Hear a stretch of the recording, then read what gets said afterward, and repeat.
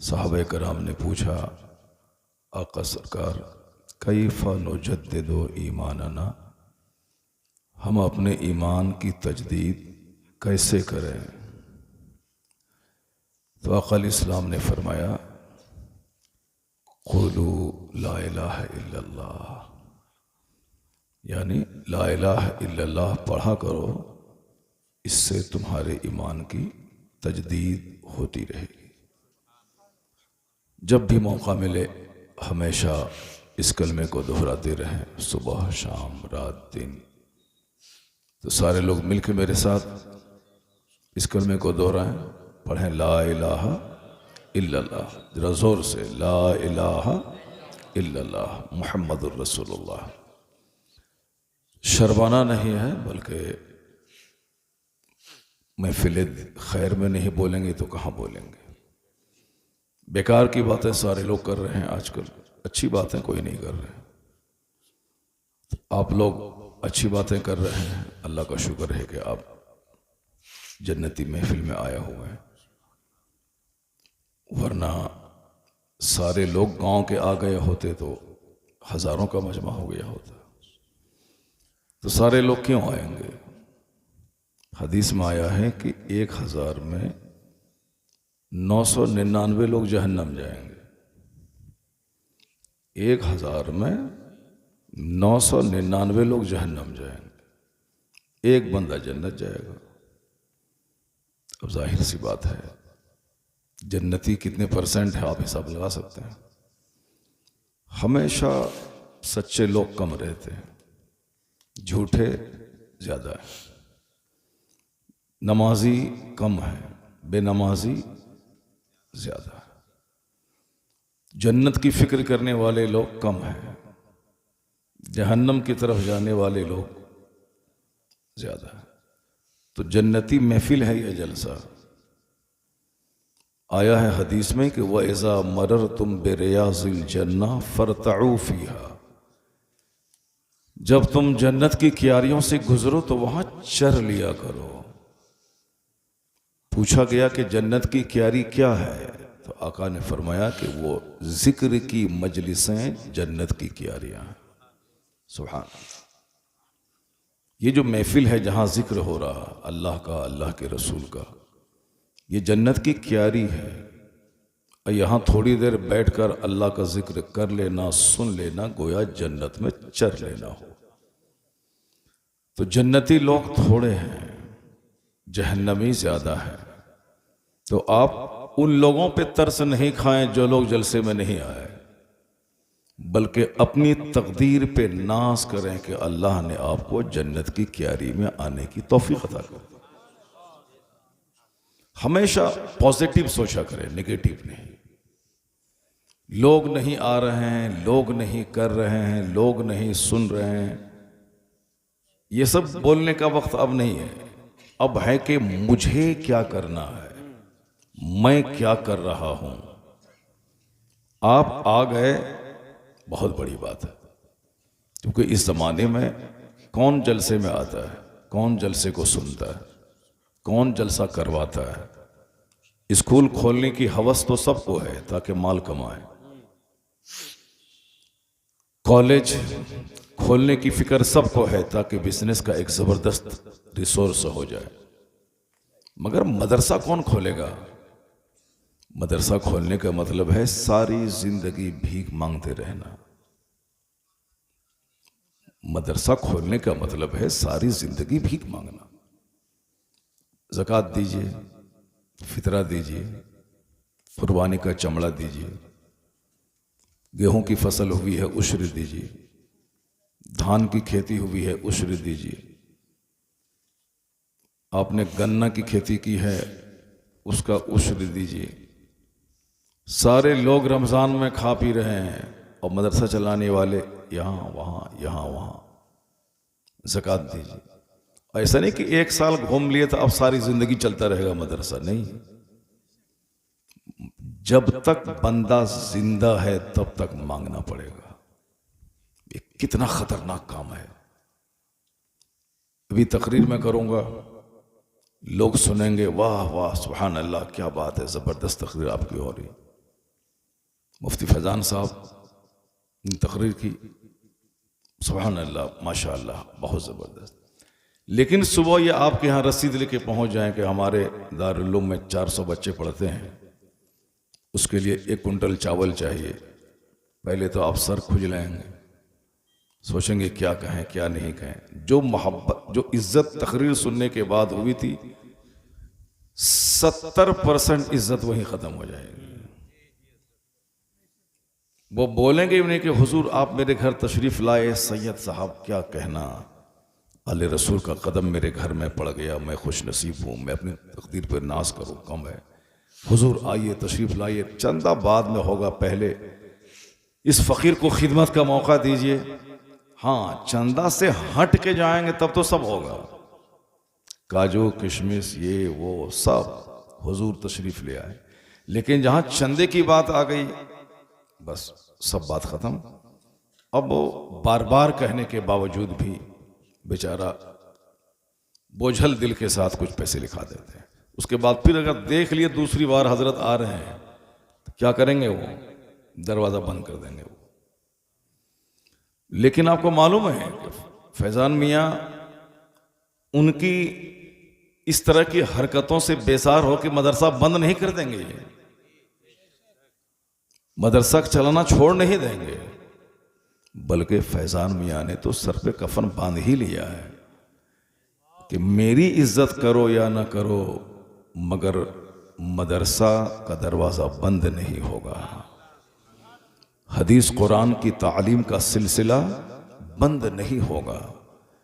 मुझको इज्जत नहीं दो, मगर दरसगाह की खिदमत करो, अपने बच्चों को भेजो, पढ़ाओ, दीन सिखाओ। तो इतना बड़ा काम जो करे कि अपने आप को रुसवा करके जो मदरसा चलाए, उस आदमी के पांव को धोकर पी लेना चाहिए।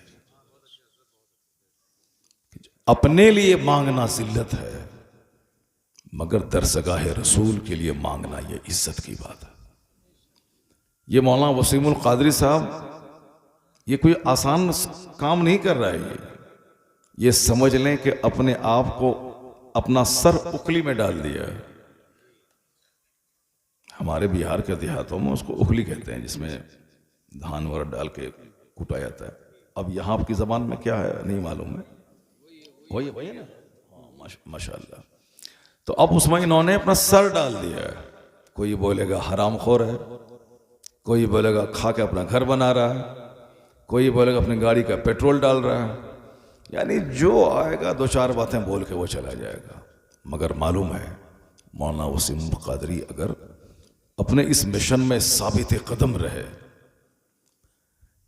तो अल्लाह तबारक व तआला इनको वो अजर देगा कि जन्नत में अकेले नहीं जाएगा, हजारों को अपने साथ लेके जाएगा। क्योंकि जब तक ये चमन रहेगा और जितने बच्चे कुरान और हदीस पढ़ेंगे वो सबको तो सवाब मिलेगा ही, सबको मिला के अजर इनको मिलेगा जिसने ये दरवाजा खोला है। तो मुश्किल काम बहुत कम लोग करते हैं, आसान काम सब लोग करते हैं। तो मौलाना वसीमुल कादरी साहब ने बहुत मुश्किल काम किया है कि मदरसा खोला है। अब लोग गले में गुलाब का माला नहीं पहनाएंगे इसको, आ जाइए मौलाना वसीम साहब, नहीं, हर तरफ मुख्तलिफ परेशानियों का सामना करना पड़ेगा। कहीं कोई अच्छी निगाह से नहीं देखेगा, हर तरफ गीबतें होंगी।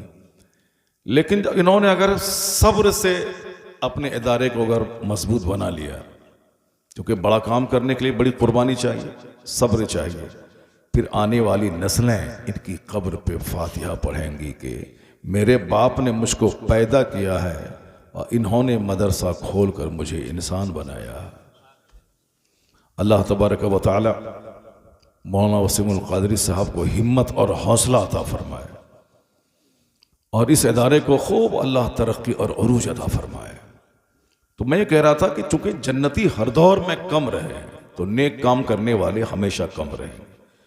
अगर आप घर में नहीं सो कर के महफिल में आ गए, चाय पान की दुकान पे बातें नहीं करके आप दीन सुनने के लिए आ गए, बहुत बड़ी बात है। वरना आजकल सब बोलना जानते हैं, सुनना कौन जानता है। चाय की दुकान पे सब बोल रहे हैं, बस पे सब बोल रहे हैं, ट्रेन में सब बोल रहे हैं, हवाई जहाज में सब बोल रहे हैं, घर में सब बोल रहे हैं, जहाँ 4 औरतें बैठी हैं सब बोल रही हैं, कोई किसी का नहीं सुन रही है। इस जमाने में कौन किसका सुनता है? लेकिन अगर आप कुरान हदीस सुनने के लिए अगर आप आ गए, समझ लें कि खुद से नहीं आए, अल्लाह की तौफीक आपको मिली है कब आ गए। अल्लाह तबारक व तआला जिस बंदे को दोस्त रखता है, पसंद फरमाता है, उसे नेक काम करने की तौफीक अता कर देता है, नेक लोगों की मोहब्बत उसके दिल में डाल देता है। और जब किसी को देखें कि आलिमों की गीबत कर रहा है, समझ जाएं कि अल्लाह इसको जलील और रुस्वा करना चाहता है। क्योंकि आज से 1000 साल पहले एक बहुत बड़े बुजुर्ग ने कहा था कि चूँ खुदा खाहत के पर्दे कस दरद मैलश अंदर ताने पाका नहद। जब अल्लाह किसी को जलील करना चाहता है तो उसको नेक लोगों के पीछे लगा देता है। नेक लोगों की गीबत करना, उसकी चुगलखोरी करना, उसका ऐब बयान करना, उसके पीछे लगा देता है, क्योंकि अल्लाह उसको जलील करना चाहता है। और जिसको अल्लाह जन्नत देना चाहता है, जिसको अल्लाह हिदायत देना चाहता है, तो आप समझ लें कि वह नेकों की इज्जत करना सीख लेता है, नेकों से दोस्ती करता है, अच्छी महफिलों से दोस्ती करता है। एक हदीस में आया है कि अर रजुलु अला दीन खलीली फल यंजुर अहदुकुम मैं युखालिल। आदमी अपने दोस्त के दीन पर होता है, तो दोस्ती से पहले देख लो कि तुम दोस्ती किससे कर रहे हो। आदमी अपने दोस्त के मजहब पर होता है, दोस्ती करने से पहले वह देख लें कि दोस्ती किससे कर रहा है। अगर दोस्ती चोर से हुई तो समझ लें कि चोर बनना तय। अगर दोस्ती खेल तमाशा करने वालों से हुई तो समझ लें कि खेल तमाशे में लीन होना तय। लेकिन अगर दोस्ती किसी मुत्तकी परहेजगार नेक लोगों से हुई तो आप यकीन जाने आज हो या कल, देर या सवेर, नेक बनना उसका तय। आपकी तवज्जो है मेरी तरफ? मुझे देख रहे हैं आप लोग? नहीं देख रहे हैं? जरा जोर से बोलें सुभान अल्लाह, जोर से बोलें ला इलाहा इल्लल्लाह मुहम्मदुर रसूलुल्लाह सल्लल्लाहु अलैहि वसल्लम। हदीस में आया है कि मन सल्ला अलैहि मर्रतन वाहिदा सल्लल्लाहु अलैहि अशरा मर्रात। आका इस्लाम फरमाते हैं कि जिसने मुझ पर एक बार दरूद भेजा, अल्लाह उस पर 10 बार रहमत नाजिल फरमाता। सुभान अल्लाह। अल्लाह उसके 10 गुनाहों को मिटा देता है, अल्लाह उसके 10 दर्जों को बुलंद कर देता है। और एक हदीस में आया है कि जो रोजाना 1000 बार दरूद भेजा, हर्रमल्लाहु जसदहु अलन्नार, अल्लाह उसके जिस्म को जहन्नम की आग पे हराम कर देता है। एक बार मेरे साथ मिलकर सारे लोग दरूद पाक पढ़ें। अल्लाहुम्मा सल्ली अला सय्यदना व मौलाना मुहम्मद मअदनिल जूद वल करम व आलिहि व बारिक व सल्लिम सलातों व सलामन अलैका या रसूल अल्लाह। तकरीर हमारी होगी और सारे लोग गौर से सुने उसको। मजलिस से भागे नहीं। ये जन्नत की क्यारी से कौन भागता है? शैतान भागता है। जन्नत की क्यारी से कौन भागेगा? जो बदनसीब होगा। मस्जिदें आबाद करने की जगह है, उजाड़ने की जगह नहीं। मदरसा आबाद करने की जगह, उजाड़ने की जगह नहीं। ये जलसा आबाद करने की जगह, उजाड़ने की जगह नहीं। जो जलसे को उजाड़ेगा, अल्लाह ताला उसकी जिंदगी के सुकून और चैन को उजाड़ देगा। जो मस्जिदों को उजाड़ेगा, अल्लाह उसकी जिंदगी से बहारों को छीन लेगा। जो मदरसों को उजाड़ेगा, वो सारी जिंदगी सुकून और चैन से महरूम हो जाएगा। ये तो बिल्कुल तय है, क्योंकि आजकल मुसलमानों की खोपड़ी थोड़ी सी उलट गई है। अभी रामदेव जी आते हैं तो 1 लाख हिंदू उसकी बातें सुनते हैं। वो क्या कहते हैं?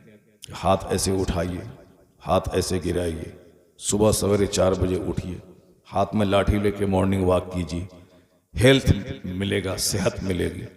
यानी वो सेहत की बातें करते हैं।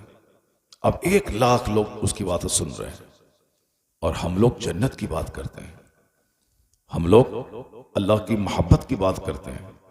मगर हमारा कोई नौजवान इधर से भागता है, कोई उधर मोबाइल चलाता है, जैसे कि जिंदगी में कभी मोबाइल को देखा नहीं है।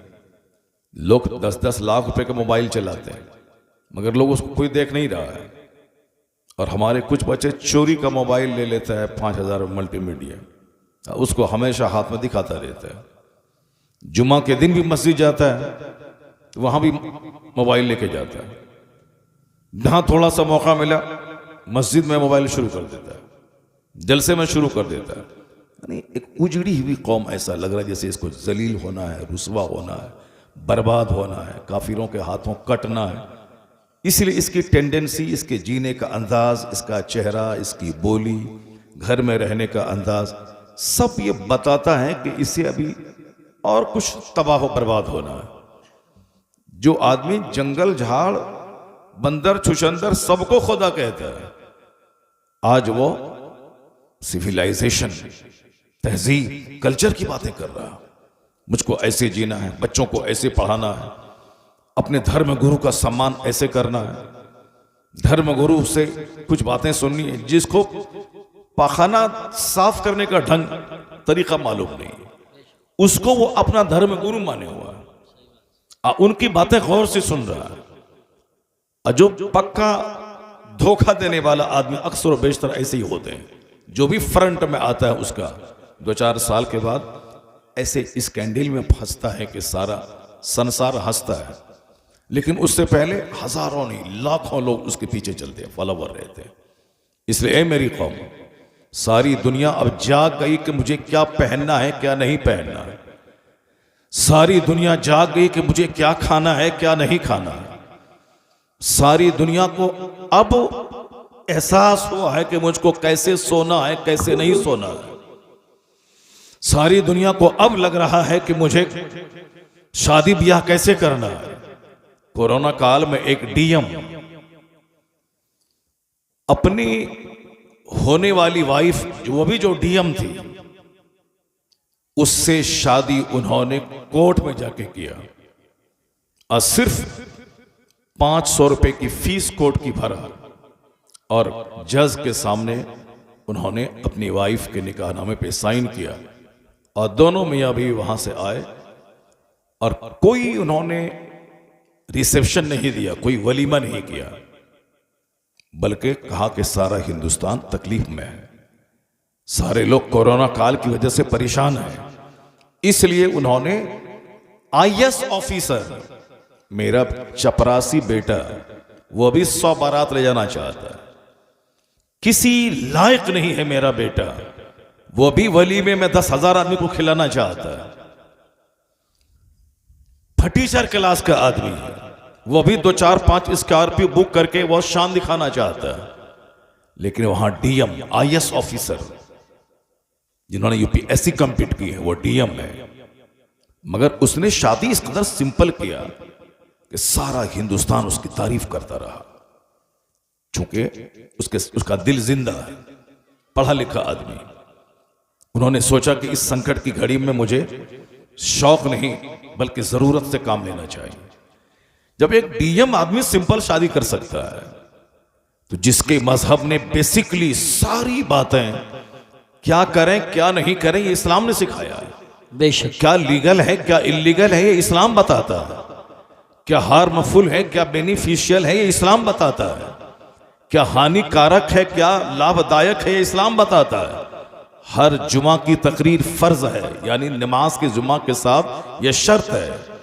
किसी भी मजहब में ऐसा नहीं कि वीकली कोई नसीहत का कोई उसके यहां सिलेबस हो, ऐसा नहीं है। जब मन में आया पूज लिया, जब मन में आया छोड़ दिया। ये वीकली के वीक में एक बार ये काम करना ही करना है, डेली ये काम करना ही करना है, ईयरली ये काम करना ही करना है। ये सारा सिस्टम मज़हब इस्लाम ने दिया। रोजाना 5 वक्त की नमाज पढ़नी है, हर मुसलमान मर्द औरत पर, आकिल बालिग पर यह फर्ज है। जिस तरह जिंदा रहने के लिए खाना जरूरी है, उसी तरह मुसलमान बने रहने के लिए नमाज पढ़ना जरूरी है। यह सिस्टम इस्लाम दे रहा है। वीकली, हफ्ते में एक दिन जुमा की नमाज पढ़नी है। जुमा की नमाज में बगैर खुतबे जुमा की नमाज नहीं होगी। जैसे रोजाना 5 वक्त की नमाजों के बाद कोई बयान जरूरी नहीं है, लेकिन जुमा की नमाज में बयान जरूरी है। वही खुतबा जुमा जो अरबी में मेंबर पे चढ़ के इमाम साहब कहते हैं, इन्नल्लाह यअमुरु बिल अदल वल इहसान व ईताइ ज़िल कुर्बा व यनहा अनिल फहशाइ वल मुनकर वल बग़य यइज़ुकुम लअल्लकुम तज़क्करून। ये हर खुतबे जुमा में इमाम साहब पढ़ते हैं, इअमल मा शीत कमा तुदीन तुदान, जो तेरे मन में आता है करो, लेकिन जैसा करोगे वैसा अंजाम भुगतने के लिए तैयार रहना। इस हदीस से पाक का तर्जुमा, इस हदीस से पाक की तिलावत हर जुमा के दिन होती है। और खुतबे जुमा में यह भी है कि सबीलुकुम तवीलुन तवील, तेरा रास्ता बहुत लंबा है, वज़ादुकुम कलीलुन कलील, तेरे पास सफर का खर्च बहुत थोड़ा है। तो क्या कहा जाता है कि इअमलू, अमल करो, अच्छा अमल करो, चूंकि रास्ता तेरा बहुत लंबा है और सफर का खर्चा बहुत छोटा है। हर जुमा के दिन 1 मिनट का सही खुतबा जुमा ये फर्ज है, शर्त है वो, उसके बगैर जुमा की नमाज नहीं होगी। क्यों? ताकि बंदा कम से कम डेली नहीं तो वीकली अल्लाह का पैगाम सुन ले, रसूल पाक के इरशादात को सुन ले, हमें कैसे जीना है ये सारी बातें वो सुन ले जुमा के में। चूंकि खेत मर जाता है जब बारिश नहीं होती है, उस खेत को दोबारा जिंदा करने के लिए उसमें पानी डाला जाता है, पानी पड़ने के बाद खेत दोबारा जिंदा होता है। यह दिल का खेत दुनियादारों का चेहरा देखने की वजह से मर जाता है, यह दिल बेनमाजी का चेहरा देखने से मर जाता है, यह दिल शराबी, पापी, लुच्चे, लफंगे, गुंडे, चोर, मवाली सबको देखने के बाद यह दिल मर जाता है। जब दिल मर जाता है तो आदमी को अच्छी महफिल अच्छी नहीं लगती, अपने माँ बाप अच्छे नहीं लगते, अपनी बीवी अच्छी नहीं लगती। जब दिल मर जाता है तो उसको सच्चाई से नफरत और झूठ से रग़बत हो जाती है। तो इस मरे हुए दिल को दोबारा जिंदा करने के लिए शरीयत ने इंतजाम किया है कि जुमा में लाजमी तौर पर खुतबा सुना जाए, कुरान पाक की तिलावत सुनी जाए और अल्लाह के रसूल की हदीस सुनी जाए। तो खुतबे जुमा को सुनने के बाद ऐसा होता है जैसे मरा हुआ दिल दोबारा जिंदा हो गया हो। यह नसीहत का पानी हर जुमा के दिन पड़े ताकि मरा हुआ खेत जिंदा हो जाए, उसका दिल जो मर चुका था वो दोबारा जिंदा हो जाए, नेकी की फसल पैदा होने के काबिल हो जाए। इसलिए इस्लाम ने ये एहतमाम किया कि हर जुमा के दिन वाज होना चाहिए, नसीहत होनी चाहिए। और इस्लाम ने एक एहतमाम किया है कि साल में 2 दिन, ईद और बकरीद में एक लंबा खिताब होना चाहिए। जुमा की तकरीर मुख्तसर इसलिए नमाज से पहले है, ईद और बकरीद की तकरीर लंबी इसलिए नमाज के बाद है, ताकि नमाज के बाद आराम से लोग बैठ जाएं और एक लंबी तकरीर सुने और साल भर तक के लिए रूहानी खुराक वहां से जमा कर लें और उसी रूहानी खुराक की रोशनी में साल भर अपनी जिंदगी गुजारें। तो शरीयत ने इंतजाम किया कि क्या करना है क्या नहीं करना है, ये ईदैन का खुतबा कहता है। कैसे जीना है कैसे नहीं जीना है ये जुमा का खुतबा कहता है। और निकाह की महफिल में डेकोरेशन जरूरी नहीं है।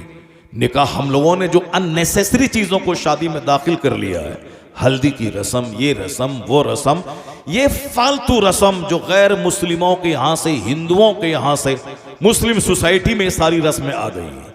हमारे यहाँ सिर्फ इतना है कि निकाह तय हुआ, शादी तय हुई, 2 गवाह सामने रहे और काजी साहब इजाब कबूल करवा दें। रात में निकाह, सुबह में निकाह, शाम में निकाह, जब हो निकाह करें, मस्जिद में निकाह, घर में निकाह। निकाह इस कदर आसान बना दें कि ज़िनाकारी मुश्किल हो जाए, ज़िना चोर दरवाजे से समाज में दाखिल ना हो। लेकिन आज हमने अननेसेसरी इतनी रस्मों को शादी में दाखिल कर लिया है कि अब ज़िना 10 रुपए में हो रहा है, शादी 10 करोड़ में हो रही है, ज़िनाकारी 100 रुपए में हो रही है और शादी 10-10 लाख रुपए में भी नहीं हो रही है। शादी को मैंने महंगा बना दिया, ज़िना सस्ता हो गया।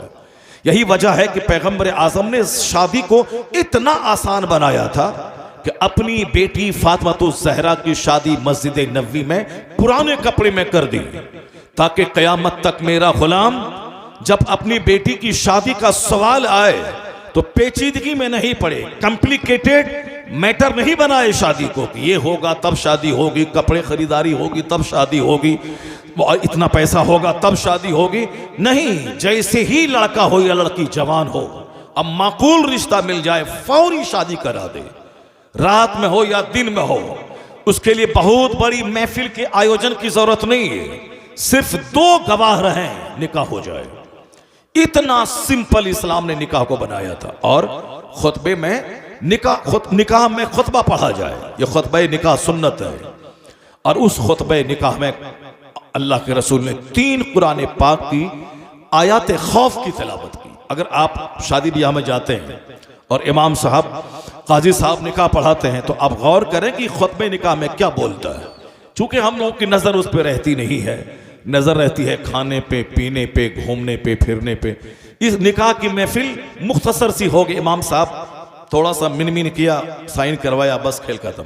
जबकि निकाह की महफिल पे जोर देना चाहिए कि जितने रिश्तेदार आए हैं सब वहां बैठे हैं और इमाम साहब ने जो खुतबा पढ़ा उस खुतबे को सुने गौर से, उस खुतबे में क्या कहा गया है।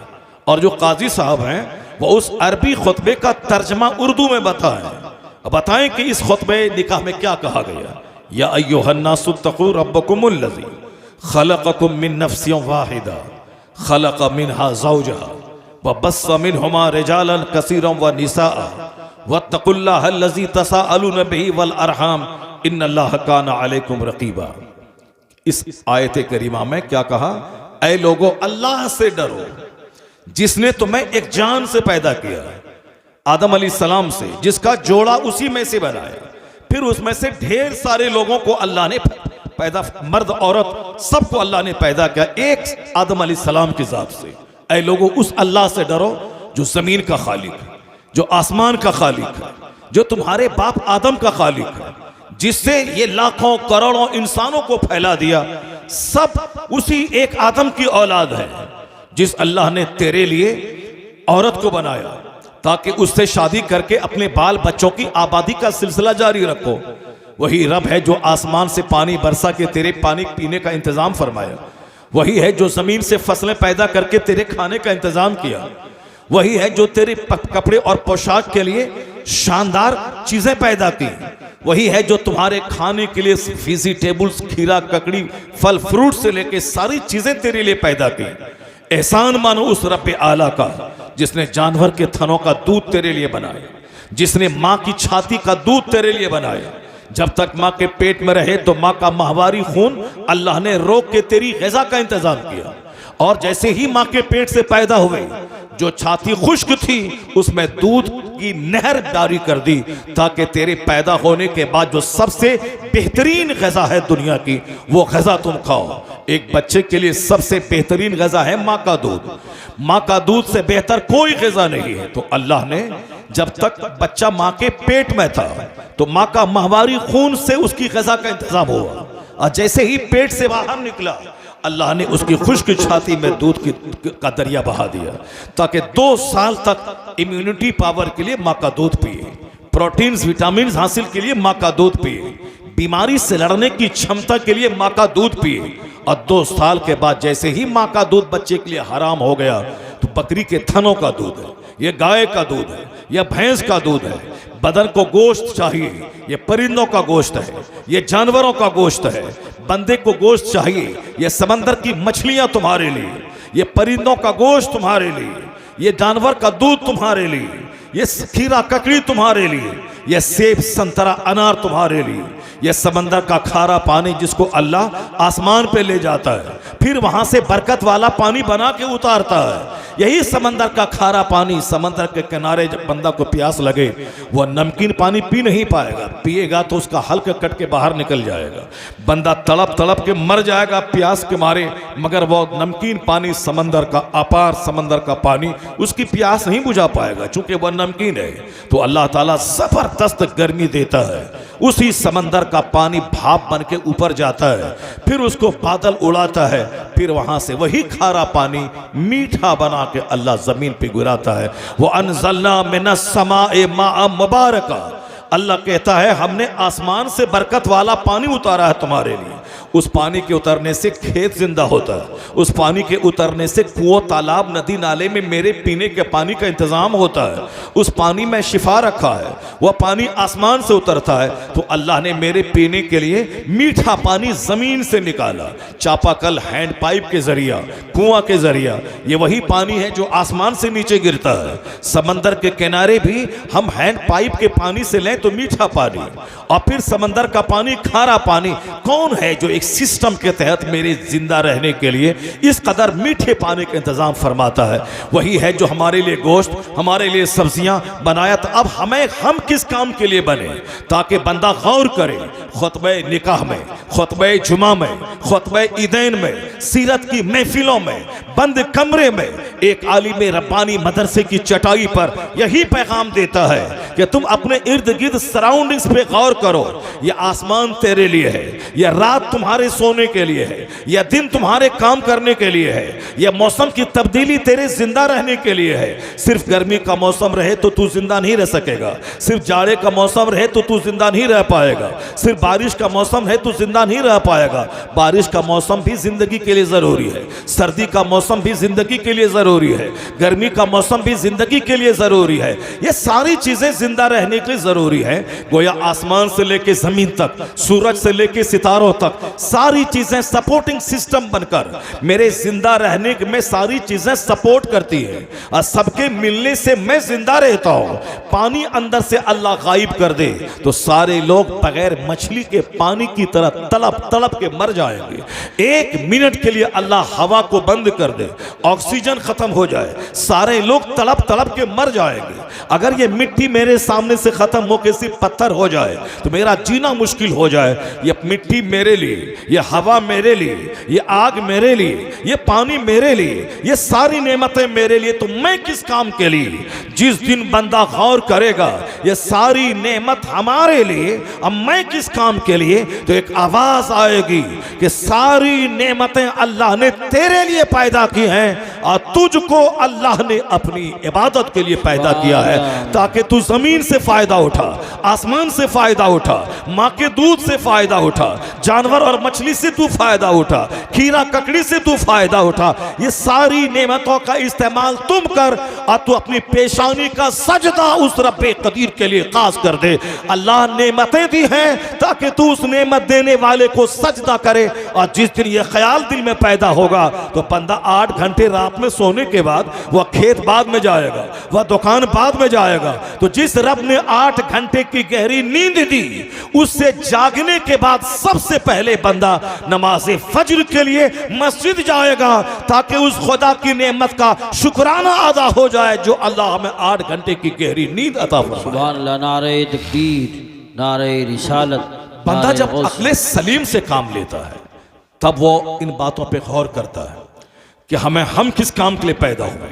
अल्लाह रब्बुल इज्जत ने नमाज का ऐसा सिस्टम रखा है जिसमें कि काम के टाइम में नमाज कम है, रात भर सोने का टाइम है।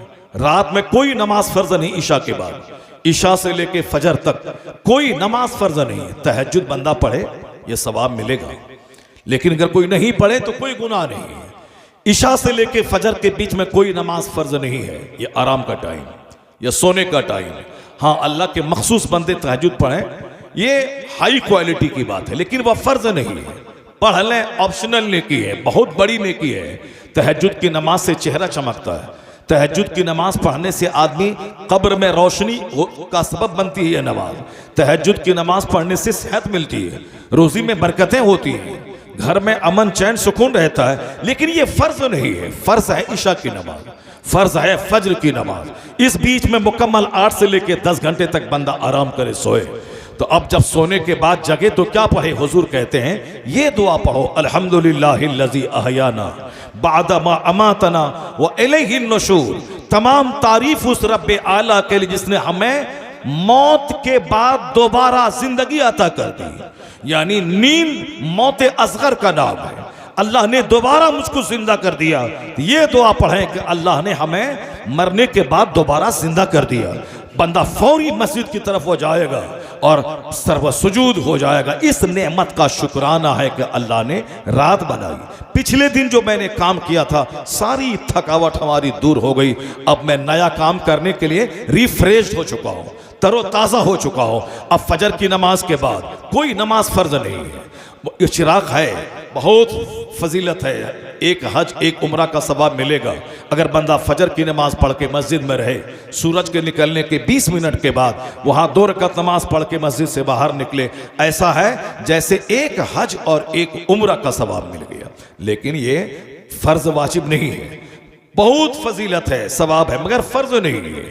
फर्ज है फज्र की 2 रकात नमाज, उसके बाद ज़ोहर तक कोई नमाज फर्ज नहीं है, ताकि बंदा मुकम्मल तौर पर 8 घंटे खेत में फैल जाए, फैक्ट्री में जाए, ये कारखाने में जाए, ये कारोबार करे, ये दुकान में बैठ जाए, ये बिजनेस करे, ये खेती बाड़ी करे, या फैक्ट्री में जाए, या स्कूल जाए, ये मदरसा जाए। यानी मुकम्मल तौर पर 8 से लेकर 10 घंटे तक अल्लाह ने फ्री टाइम दिया है खेत में जाने का, खलियान में जाने का, फैक्ट्री जाने का, स्कूल कॉलेज जाने का, ताकि बंदा खूब कमाए, खुद खाए, दूसरों को खिलाए, खुद खाए, माँ बाप की खिदमत करे, खुद खाए, अपने छोटे छोटे बाल बच्चों को पाले, खुद खाए, अपने पड़ोस के गरीबों, माजूरों, मिस्किनों का ख्याल रखे, वह खुद खाए, दूसरों को खिलाए। यानी वह काम चोर बन के नहीं रहे।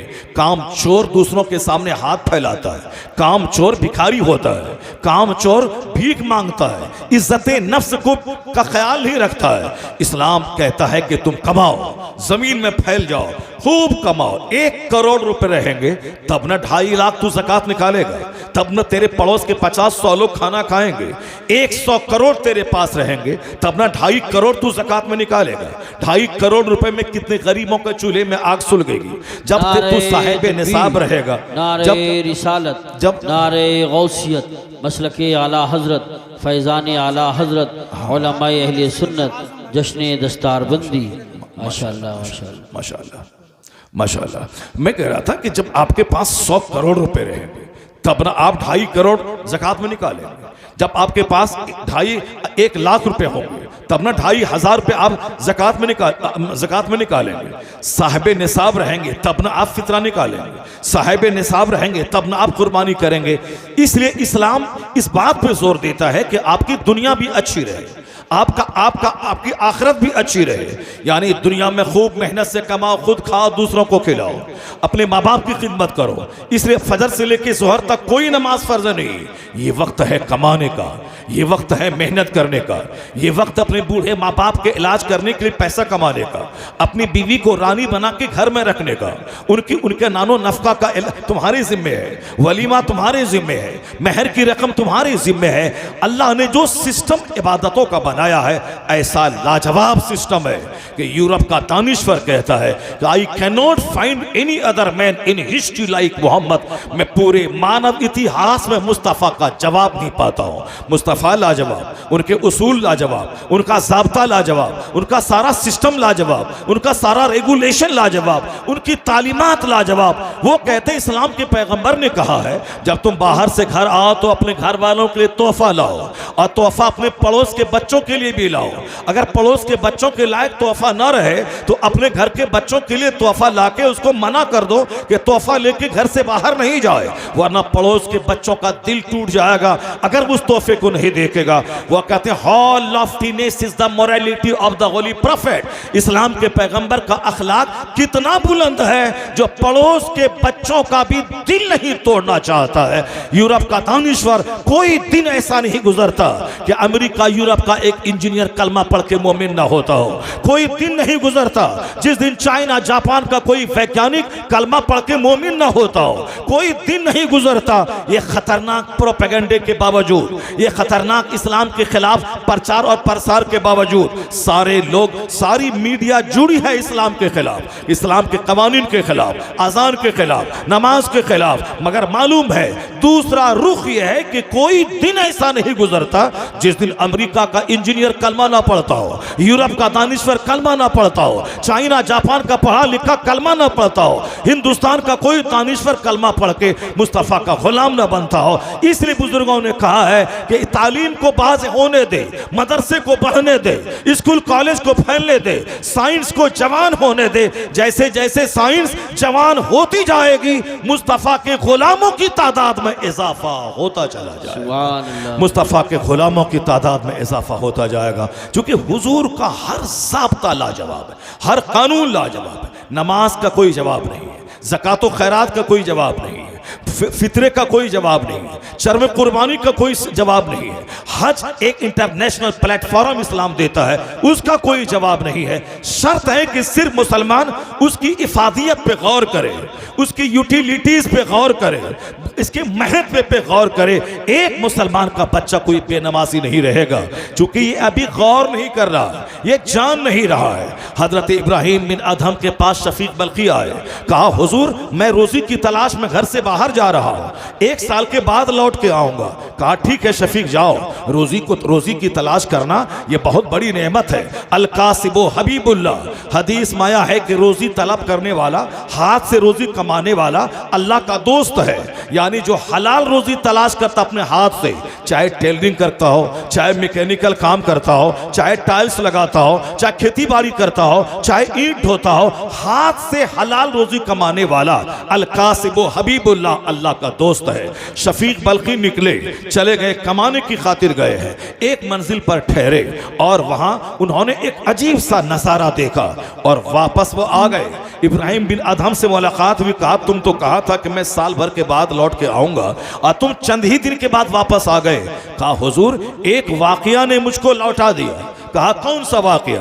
कहा मैं एक जगह ठहरा था, देखा कि एक परिंदा अपाहिज है, उनके दोनों पांव नहीं है, उनके दोनों हाथ नहीं है, लेकिन बिल्कुल मोटा ताज़ा परिंदा है। तो मैं सोचने लगा इसकी रोजी का इंतजाम कैसे होता है। दुनिया के सारे लोग रोजी की फिक्र में हैं, अपने वतन से बेवतन होते हैं, और ये परिंदा अपाहिज माजूर उड़ने के लायक नहीं है, आखिर ये खाता पीता कैसे है। तो मैंने थोड़ी देर के बाद देखा कि एक परिंदा उड़ता हुआ आया, वह चोंच में घास लेके आया, चारा लेके आया, उस अपाहिज परिंदे के पास बैठ गया, उसके मुंह में चारा डाला। तो मैं सोचने लगा ये अपाहिज परिंदे को अल्लाह रोजी कैसे देता है, दूसरे परिंदे के जरिए इसकी रोजी का इंतजाम फरमाता है। जब अल्लाह जानवर परिंदे को रोजी देता है तो मुझे भी रोजी देगा। तो अब मैं वतन से बाहर नहीं जाऊंगा, अपने वतन में रहूंगा, अल्लाह ताला मुझको रोजी देगा। जनाब शफीक बल्खी वहां से वापस आ गए। इब्राहिम बिन अदहम से मुलाकात हुई, कहा शफीक वापस आ गए? कहा हुजूर मैंने रास्ते में एक वाकया देखा, इस वाकये ने मुझको अंदर से झंझोड़ दिया कि जब अल्लाह रोजी देने वाला है तो फिर वतन से बेवतन क्यों हो जाऊं, वतन में रोजी देगा। जो अल्लाह अपाहिज परिंदे को नहीं भूलता है वह मुझको कैसे भूलेगा, इसलिए मैं वापस आ गया। इब्राहिम बिन अदहम ने क्या कहा जरा गौर से सुनिए। इब्राहिम बिन अदहम कहते ए शफीक तुमने उस परिंदे को तो देखा जो माजूर परिंदा है, वह परिंदे को देखा और तुम समझ गया कि रोजी का इंतजाम अल्लाह करेगा, हमको देगा, लेकिन तुम उस परिंदे को क्यों नहीं देखा जो परिंदा खुद खाता है और अपने मुंह में चारा ला के अपाहिज को देता है? तुम उससे क्यों नहीं सबक हासिल किया? तुम माजूर परिंदा क्यों बनना चाहता है, तुम अपाहिज परिंदा क्यों बनना चाहता है? तुम उस परिंदे की तरह बन जा जो खुद खाता है और माजूर परिंदे को खिलाता है, अपने चोंच में रोजी लाता है और उसको खिलाता है। अल्लाह तबारक व तआला यही चाहता है कि मेरा बंदा कमाए, ज़कात फर्ज हो ताकि गरीबों का भला हो, मेरा बंदा कमाए ताकि इस पर उश्र वाजिब हो ताकि गरीबों का भला हो, मेरा बंदा साहिब निसाब हो ताकि सदक़े फित्र निकाले, गरीबों का भला हो, मेरा बंदा गाय पाले ताकि 40 में से एक बकरी निकाले, 40 गाय में एक बकरी निकाले ताकि गरीबों की खुराक हो जाए, जमीन से फसलें पैदा करे, 10 केजी में 1 केजी गरीबों को दे दे, 20 में 1 केजी गरीबों को दे दे। तो अल्लाह तबारक व तआला हमें मजदूर नहीं बनाना चाहता, हमें अपाहिज नहीं बनाना चाहता, अल्लाह हमें कंगाल नहीं देखना चाहता। ये तो हम अपनी मर्जी से कंगाल बने हैं। मुसलमान रमजान के दिनों में जाके देख लें, जामा मस्जिद दिल्ली में ऊपर से लेके नीचे तक सारी सीढ़ियां भीख मंगों से भरी हुई है, हर शहर में हर गली कूचा भीख मांगने वालों से भरी है। जो कौम सखी बन के आई थी, जो कौम दान करने आई थी, जिस कौम में ज़कात और फितरात सदका फित्र के कवानीन मौजूद है, उस कौम के लोग भिखारी कैसे बन गए।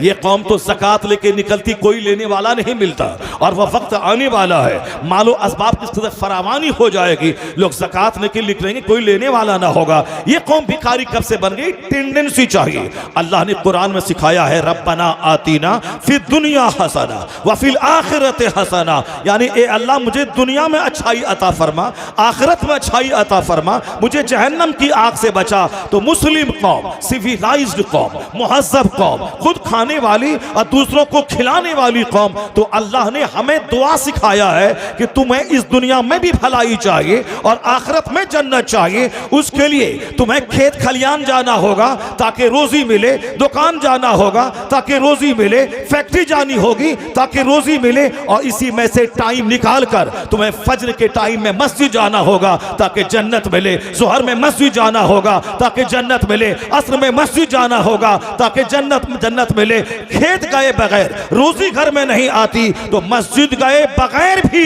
जन्नत नहीं मिलती है। तो दुनिया को खुशगवार बनाने के लिए खेत खलियान जाना होगा, आखिरत की जन्नत के लिए मस्जिद और मदरसा का रुख करना होगा। नारे तकबीर, नारे रिसालत, नारे गौसियत। आज गैर मुस्लिमों के यहाँ बहुत सारे ऑर्फेनेज हैं, गैर मुस्लिमों के यहाँ लाखों बच्चे अनाथ शानदार ढंग से पाले जाते हैं, उनकी तालीम का इंतजाम होता है। वो कहाँ से सीखा है? यतीम खाना कहाँ, किसने बताया है? मेरे पैगंबर ने 1400 साल पहले बताया, जिस घर में यतीम पाला जाता है वो घर बाबरकत घर है, उस घर में अल्लाह के फरिश्ते जाते हैं। जिस घर में कोई यतीम पाला जाता है उस घर पे खुसूसी रहमत इलाही का नुज़ूल होता है। यतीमों के सर पे जो हाथ डाल दे, जितने बाल उसके हाथ के नीचे आएंगे, हर बाल के बदले में उसको अज्र मिलता है। ये मदरसे का सिस्टम, ये स्कूल कॉलेज में हजारों एकड़ जमीन डोनेट करने का सिस्टम, ये कॉलेज में जमीन डोनेट करने का सिस्टम, ये सारा सिस्टम दुनिया के लोगों ने इस्लाम से सीखा, इस्लाम ने बताया। इस्लाम में एक शोबा है वक्फ का, जमीन मस्जिदों में वक्फ करना, जमीन कब्रिस्तान में वक्फ करना, जमीन मदरसे में वक्फ करना, अपना पैसा लगा के अनाथ यतीमों को पालना, गरीबों मिस्किनों को पालना। इसी को देख देख कर गैर मुस्लिमों ने भी स्कूल और कॉलेज में जमीन डोनेट करना शुरू किया। परसों देखा एक शख्स बोल रहा था कि आज हिंदुस्तान में रेलवे और आर्मी के बाद सबसे ज्यादा जमीन वक्फ की जमीन है, लेकिन मुसलमानों को उससे क्या फायदा होता है? यानी वह भी वही बोली बोल रहा है जो दूसरे लोग बोलते हैं। इससे आम मुसलमान को क्या फायदा है? मैंने उनसे कहा कि आम मुसलमानों को क्या फायदा होगा? जमीन जिसने वक्फ किया है, हमारे पास जमीन 100 बीघा है, हमने 10 बीघा जमीन मस्जिद में दे दिया, इसलिए नहीं दिया कि गांव का सारे गरीब उसमें पलेंगे।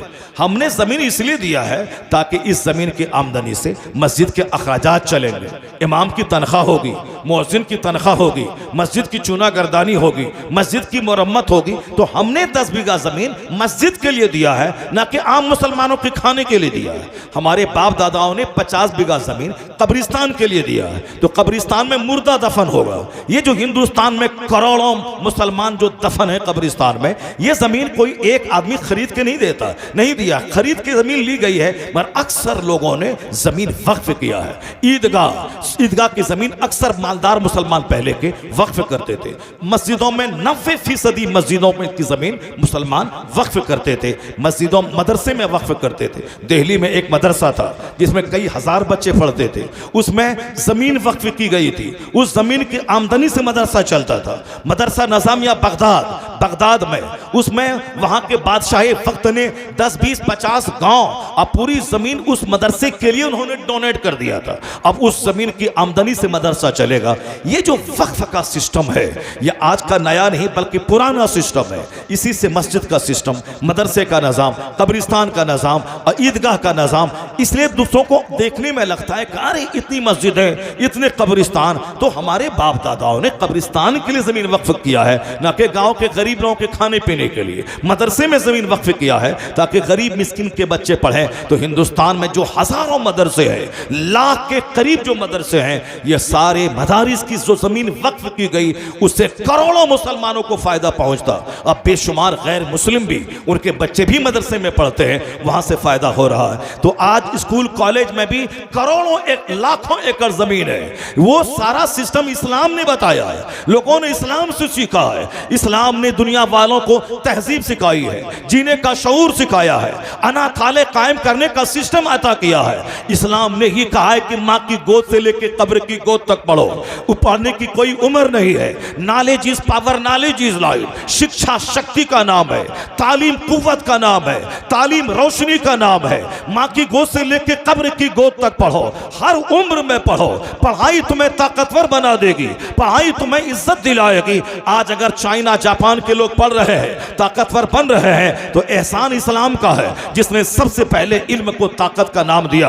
आज अमेरिका अगर पूरी दुनिया में टेक्नोलॉजी का बादशाह है, तो इस्लाम एहसान का है जिसने 14 सदियां पहले जबकि एक स्कूल दुनिया में नहीं था, उस वक्त में इस्लाम ने शिक्षा पे जोर दिया, तालीम पे जोर दिया। तो आज सारी दुनिया में जहां जहां टेक्नोलॉजी है, एजुकेशन है, शिक्षा है, ये एहसान इस्लाम का है। भले ही हम इसका अंदाजा ना करें, हिंदुस्तान के चंद लोग इस बात को नहीं माने, मगर यूरोप का दानिश्वर जहां से टेक्नोलॉजी, हवाई जहाज दुनिया को मिला, ये माइक्रोफोन दुनिया को मिला, ये साफ साइकिल से लेकर ट्रेन तक सारी सवारियां जहां से मिली, हिंदुस्तान का एक दानिश्वर हवाई जहाज नहीं बनाया है, ट्रेन नहीं बनाया है, माइक्रोफोन नहीं बनाया है। ये सारी चीजें अमेरिका और यूरोप के दानिश्वरों ने दुनिया को दिया है। अब वहां का एक दानिश्वर कहता है, it must be owned that all the knowledge whether of physics और एस्ट्रोनॉमी और एस्ट्रोलॉजी और mathematics which flourished in Europe from the 10th century was originally derived from the Arabian schools, and the Spanish Saracen may be looked upon as the father of European philosophy। वह Christian कहता है, ये जो दुनिया भर में आज science से जवान हुई है, यह साइंस को जवानी मदरसों ने दिया है। मदारिस के असातिज़ा जो गौर व फिक्र और रिसर्च पे जोर देते थे, स्पेन के मदरसों में जहां तहकीक और रिसर्च का पाठ सिखाया जाता था, जहां यहूदो नसारा के बच्चे पढ़ते थे, इस्लामी तहजीब जब परवान चढ़ी और जब किताबें सारी दुनिया में फैली, तो लोगों ने उसी जमीन पे रिसर्च करना शुरू किया। तो किसी ने हवाई जहाज दे दिया, किसी ने माइक्रोफोन दे दिया, किसी ने टेलीविजन दे दिया, किसी ने रेडियो दे दिया, किसी ने कंप्यूटर दे दिया, किसी ने मोबाइल दे दिया। असल में बुनियादी तौर पर यह तहकीक का मजाज इस्लाम ने दिया है और अरबी मदारिस के उलमा ने सारी दुनिया को अता फरमाया है। अगर यह बात मैं बोलूं तो लोग बोलेंगे बड़ बोलेपन से आप काम ले रहे हैं। यह जुमला जो मैंने आपके सामने कोट किया है, यह यूरोप का एक दानिश्वर जो क्रिश्चियन है, वो कहता है ये सारे उलूम जिसकी वजह से साइंस जवान हुई है, ये सारे उलूम इस्लामी मदरसों से लिए गए हैं। इस्लामी मदरसों के पढ़ने वाले, पढ़ाने वाले असातिज़ा ये यूरोप की साइंस के बाप कहे जाने के मुस्तहिक हैं। ये उन्होंने कहा है, चूंकि पहले मदरसे और स्कूल अलग अलग नहीं था। ताजमहल का इंजीनियर मदरसे का पढ़ा हुआ, हवाई और जामा मस्जिद दिल्ली बनाने वाला इंजीनियर इसी मदरसे का पढ़ा हुआ, लाल किला कुतुब मीनार का इंजीनियर इसी मदरसे का पढ़ा हुआ। चूंकि हम लोगों ने मदरसों को आज गरीबों के बच्चे के पढ़ने की जगह समझ लिया, और अंग्रेजों ने जब इंडिया में कब्जा किया, उन्होंने मुसलमानों की ताकत को तोड़ने के लिए स्कूल कॉलेज का सिस्टम अलग कर दिया, मदरसे का सिस्टम अलग कर दिया, ताकि धार्मिक शिक्षा मदरसे में हासिल करें, ताकि जो लोग मदरसे में पढ़ें वो अपाहिज हो जाए, वो अंग्रेजी ना जाने, वह साइंस ना जाने, वह फिजिक्स केमिस्ट्री ना जाने, वह सोशल स्टडीज ना जाने, मदरसे में सिर्फ वह धर्म सीखता रहे और कंगाल बन के रहे। और स्कूल कॉलेज में पढ़ने वाला वह कुरान नहीं जाने, वह हदीस नहीं सीखे, वह मॉडर्न एजुकेशन के चक्कर में रोजी रोटी की तलाश में वो रहे, वह भूल जाए रोजा, वह भूल जाए नमाज। यानी मदरसे के लोगों को भी माशी तौर पर कमजोर कर दिया जाए, और स्कूल कॉलेज में जो मुसलमान के बच्चे पढ़ें उसको मजहबी तौर पर कमजोर कर दिया जाए। अंग्रेज अपने प्लान में कामयाब हो गया। आज जो लोग स्कूल कॉलेज में पढ़ते हैं वो डीएम तो बन जाते हैं, एसपी तो बन जाते हैं, मास्टर तो बन जाते हैं, लेकिन वो आखिरत को भूल जाते हैं कि मरने के बाद मेरा क्या होगा। दुनिया का 100 साल 1 सेकंड के बराबर है, मरने के बाद का एक दिन 50,000 साल के बराबर है। असल आराम आखिरत का, असल सुकून आखिरत का, ये दुनिया का 100 साल तो एक कतरा पानी की मानिंद है, और आखिरत जहां सदा रहना है वो तो समंदर की मानिंद है। इसलिए दुनिया में खुशहाल रहने के लिए 10% मेहनत की जरूरत है, और जन्नत जाने के लिए 90% मेहनत की जरूरत है। क्योंकि दुनिया में 100 साल के अंदर ही दुनिया छोड़ के जाना है, और जहां जाना है वहां कभी नहीं छूटना है। आखिरत सदा की आखिरत है, वहां मौत को ज़बह कर दी जाएगी। जहां सदा रहना है, आग है तो आग है, जन्नत का बाग है तो बाग है। इसलिए मुसलमानों को 99% वहां के बाग पे गौर करना होगा, आखिरत की भलाई के बारे में सोचना होगा, जहां सदा रहना है उसकी फिक्र करनी होगी। ये सारी फिक्रें अंग्रेजों ने हमारे दिमाग से निकाल दिया। अब हम रोजी रोटी की फिक्र में लग गए। बच्चा इंजीनियर बनेगा, कमाएगा खाएगा, डॉक्टर बनेगा, कमाएगा खाएगा, मास्टर बनेगा, कमाएगा खाएगा। इसलिए आज कौम मुस्लिम को चाहिए कि इंजीनियर बना के बच्चों को कुफ्र की तरफ ना धकेल दे, डॉक्टर बना के बच्चों को कुफ्र की तरफ ना धकेल दे, मास्टर बना के बच्चों को कुफ्र की तरफ ना धकेल दे। आज मुसलमानों की लाखों बेटियां जो गैर मुस्लिमों के साथ भाग रही हैं, उसमें फैक्टर यही कर रहा है कि हमने उसको इंजीनियर बनाया, मुसलमान नहीं बनाया, हमने उसको डॉक्टर बनाया, कुरान नहीं सिखाया, हमने दुनिया में अच्छा घर बनाने, खाने पीने, मकान खरीदने, जमीन खरीदने और गाड़ी खरीदने का हुनर बताया, मगर मरने के बाद जन्नत जाने का रास्ता नहीं दिखलाया। उनकी गुट्टी में इस्लाम नहीं पिलाया। जिस दिन उनकी गुट्टी में इस्लाम पिला देते और हुजूर से सच्ची मोहब्बत पैदा हो जाती तो दुनिया की कोई पहाड़ उसके ईमान को लूट नहीं पाती। वो सारी जिंदगी कुंवारा रह जाता, मगर इस्लाम का सौदा नहीं करता। अगर यहाँ अपने आप को हम ख्वाहिशात से बचाए, गुनाहों से बचाए, तो अल्लाह जन्नत में 70 हूरें अता फरमाएगा, हजारों नौकर हूरों खिलवान अता फरमाएंगे, सोने चांदी की ईंट से बना हुआ मकान अता करेगा। जिस तरह आसमान हक है, जमीन हक है, सूरज और चांद सच है, उसी तरह मरने के बाद कब्र का अजाब हक है, कब्र का सवाल जवाब सच है, पुलसरात सच है। यानी ये आखिरत का सारा पाठ जो कुरान हदीस में है, जो मदारिस में पढ़ाए जाते हैं, वो सारा पाठ स्कूल कॉलेज के बच्चों को गुट्टी में पिलाना होगा, वरना बच्चे मेरे हाथ से निकल जाएंगे, बच्चियां मेरे हाथ से निकल जाएंगी। इस कदर मुस्तफा की मोहब्बत, आखिरत की मोहब्बत, अल्लाह की मोहब्बत इस कदर दिल में डाल दिया जाए ताकि कोई आदमी हराम का करोड़ों रुपया उसको देना चाहे, यह कह दे हलाल का 1 रुपया हमारे लिए हराम के करोड़ों रुपए से बेहतर है। अगर कोई हसीन जमील खातून उसके ईमान के लूटने की शर्त पे उसके निकाह में आना चाहे, या उनके चेहरे पे थूक के कहे मैं सारी जिंदगी कुंवारी रह जाऊंगी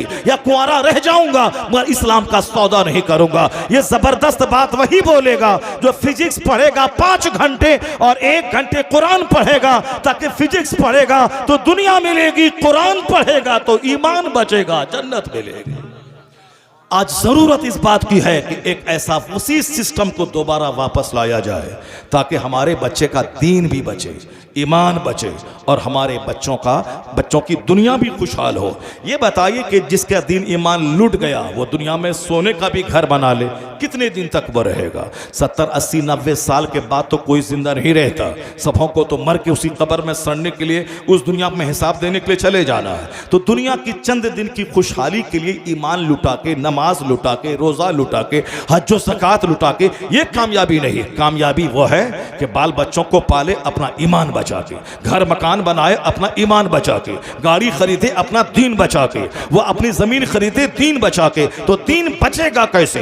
मदीने की उस खातून से पूछिए जो मैदान उहद में उनका शौहर शहीद हो गया, उनके 4 जवान बेटे शहीद हो गए, लेकिन जब खबर फैली कि इस्लाम के पैगंबर को शहीद कर दिया गया, वो दीवाना वार अपने घर से बाहर निकली, लोगों से पूछने लगी ये बताओ मुस्तफा कैसे है? कहा तेरे शौहर का इंतकाल हो गया। कहा इन्ना लिल्लाहि व इन्ना इलैहि राजिऊन। बताओ मुस्तफा कैसे है? कहा तेरा बड़ा बेटा शहीद हो गया। कहा इन्ना लिल्लाहि व इन्ना इलैहि राजिऊन। बताओ मुस्तफा कैसे है? किसी ने कहा तुम्हारे 4 बेटे शहीद हो गए। कहा इन्ना लिल्लाहि व इन्ना इलैहि राजिऊन। बताओ मुस्तफा कैसे है? जब कहा गया हुजूर सही सालिम है, उनकी शहादत की खबर झूठी है, वो औरत को उस वक्त तक यकीन नहीं आया जब अपनी निगाहों से मुस्तफा को देख नहीं लिया। जब मैदान उहद पहुंचकर जब हुजूर का दीदार करती है, तब वो अपने प्रैक्टिकल से दुनिया वालों को बता देती है कि शौहर से ज्यादा प्यार मुस्तफा से, औलाद से ज्यादा प्यार मुस्तफा से, सारे संसार से ज्यादा प्यार मुस्तफा से। जब हुजूर को देख लिया तो कहती हैं कुल्लु मुसीबतिन बादुका जलल या रसूल अल्लाह, सारी मुसीबतें हेज हैं, आप सही सालिम हैं, मेरी सारी दुनिया सलामत है।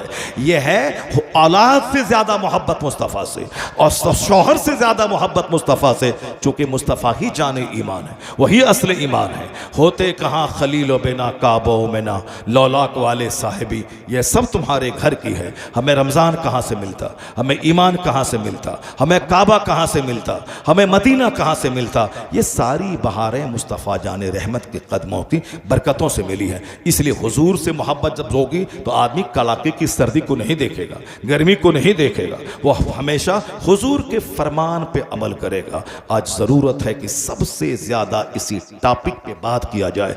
दुनिया की बातें तो सारे लोग कर ही रहे हैं, आखिरत पूरे कुरान के हर चैप्टर में आखिरत की बात भरी है, हदीस के हर चैप्टर में आखिरत की बात भरी है। हुजूर कहते हैं ला तज़ूलु क़दमा अब्दिन हत्ता युसअल अन अर्बईन, जब तक 4 सवाल बंदों से नहीं होगा, क़यामत के दिन 1 इंच बंदा अपनी जगह से हट नहीं पाएगा। पहला सवाल होगा अन उमर ही फीमा अफना, ये बहुमूल्य जीवन तुमने किस काम में लगाया? सिर्फ जमीन अर्जित करने, मकान बनाने, दुनियावी आन बान शान तलाश करने, किस काम में तुमने ये कीमती जिंदगी लगाई? ये जवाब देना होगा। 1 इंच बंदा हट नहीं पाएगा। दूसरा सवाल होगा अन शबाब ही, यह जवानी तुमने कैसे गुजारी? जवानी कैसे मौज मस्ती में गुजारी, खेल धूप में गुजारी, तमाशा तफरीह में गुजारी? जवानी दीवानी होती है, कैसी दीवानी, कैसे तुमने जवानी गुजारी? बचपन तो खेल तमाशा, बुढ़ापे तो 1 दर्जन बीमारी, क्रीम पीरियड है वो जवानी का, तुमने जवानी कैसे गुजारी? तीसरा सवाल होगा अम्माल ही मिन ऐना इक्तसबहु व फीमा फज़अहु, about your wealth, from where you earn this, in which ways you spend this, माल कहां से कमाया? जुआ खेल के कमाया, सट्टा से कमाया, लाठी का टिकट बेच के कमाया, दूसरों की जमीन हड़प के कमाया, कैसे कमाया? जब तक बंदा जवाब नहीं देगा 1 इंच अपनी जगह से हट नहीं पाएगा। यह दुनिया के 100 साल 1 सेकंड है, पानी का 1 कतरा। इसलिए हमेशा नजर उस पे रहे कि हमें क़यामत में कैसे हिसाब देना है और कहां खर्चा किया, यह भी हिसाब देना है। कहां खर्च तुमने, सिर्फ माल बनाने, सिर्फ घर बनाने, शादी ब्याह में पानी की तरह बहाने कि पैसा मेरा था मैं जैसे चाहूं खर्च करो, पैसा तुम्हारा नहीं है। करोड़ों लोग भिखारी हैं, अल्लाह ने तुम्हें पैसा दिया है, इसका मतलब है अल्लाह ने बड़ी जिम्मेदारी तुझको दे दी है। ज्यादा माल है, ज्यादा हिसाब होगा। हज फर्ज हुआ था 25 साल पहले, तुमने 25 साल बाद हज तुमने क्यों किया? ज़कात फर्ज हुई थी 1 करोड़,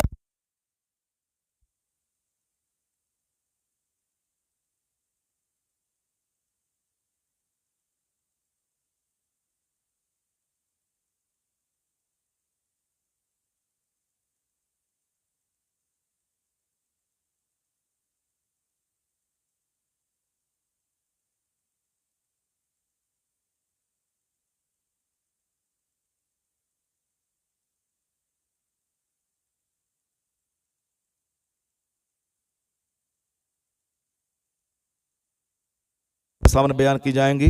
पहले तो 4-4 घंटे लोग तकरीर सुनते हैं मेरी, उसके बाद भी लोगों का पेट नहीं भरता है। लेकिन चूंकि अभी तो आपने तकरीर की लज्जत आपको मिली नहीं है और फिर वक्त का सवाल है, इसलिए मैं अपनी अधूरी तकरीर को यहीं छोड़ता हूँ। इंशाअल्लाह फिर अगर कभी मौका मिलेगा तब मैं आपके सामने बयान करूँगा। यह मदरसा मौलाना वसीमुल क़ादरी साहब ने कायम किया है। इस मदरसे को परवान चढ़ाना, अपना कीमती ताउन देना, अच्छा मशवरा देना, ये आप सबका फ़र्ज़ बनता है। इसको ताउन दें। जितने लोग यहाँ बैठे हुए हैं, जो चले गए चले गए, ये जितने लोग यहाँ हैं, अगर कोई ये चाहते हैं कि वसीम साहब के इस मिशन में आप ताउन दें, जब मैं देखते लूँ कि साहब मैं उत्तर प्रदेश के रामपुर ज़िला के इस गाँव में मैं हूँ, धीरज नगर में, मैंने लोगों को देखा, वहाँ अपनी गाढ़ी कमाई इस छोटे से इदारे को परवान चढ़ाने के लिए उन्होंने दिया। जितने लोग यहाँ बैठे हैं, अगर कोई इसमें से सरकार गौसे पाक के तरफ मंसूब करते हुए 11,000 रुपये की छोटी सी रकम मौलाना वसीमुल क़ादरी को तनहा नहीं छोड़ना। इनको अब एक नया पैटर्न का मदरसा, बच्चे स्कूल में 5 घंटे पढ़ेंगे, यहाँ 1 घंटे पढ़ेंगे, वहाँ दुनिया सीखेंगे, यहाँ दीन सीखेंगे। बच्चियाँ हमारी स्कूल में पढ़ेंगी, वहाँ दुनिया सीखेंगी, यहाँ दीन सीखेंगी। क्योंकि दीन फर्स्ट एंड फॉरमोस्ट है, इसलिए मदरसे को सिर्फ गरीब बच्चों के पढ़ने की जगह नहीं समझना है। कोई भी मालदार हो या गरीब, किसी का बच्चा मदरसे से वंचित न रहे, महरूम नहीं रहे। सबको पढ़ना है, सबको मदरसे में ज़बरदस्त ढंग से ताउन देना है। आज तो जो दिया सो दिया, हम गहरा मजबूत ताउन मदरसे को देना। पहले ज़माने में लोग 10-10 बीघा ज़मीन देते थे, आपको अल्लाह ताला जब से कमाई बरकत दे 10,000 दे दें, 11,000 दे दें, बच्चों को खाना देते हैं, बच्चों को कपड़ा देते हैं, कोशिश करें आज 100 बच्चे रहें, हॉस्टल कायम हो जाए, आज आला तालीम हो जाए। ऐसा होगा तो आप मर जाएंगे, आपकी नस्लें आपके लिए मग़फ़िरत की दुआ करेंगी। मदरसे की बदौलत गांव पे खुसूसी रहमतें नाजिल होंगी। जहां बच्चे दिन रात कुरान पढ़ते हैं, ये जाहिर सी बात है वहां से बेशुमार बलाएं टलती हैं, बेशुमार मुसीबतों का खात्मा होता है। मैं उम्मीद करता हूं कि गांव के सारे लोग, जो आप आज नया मदरसा है उसके बावजूद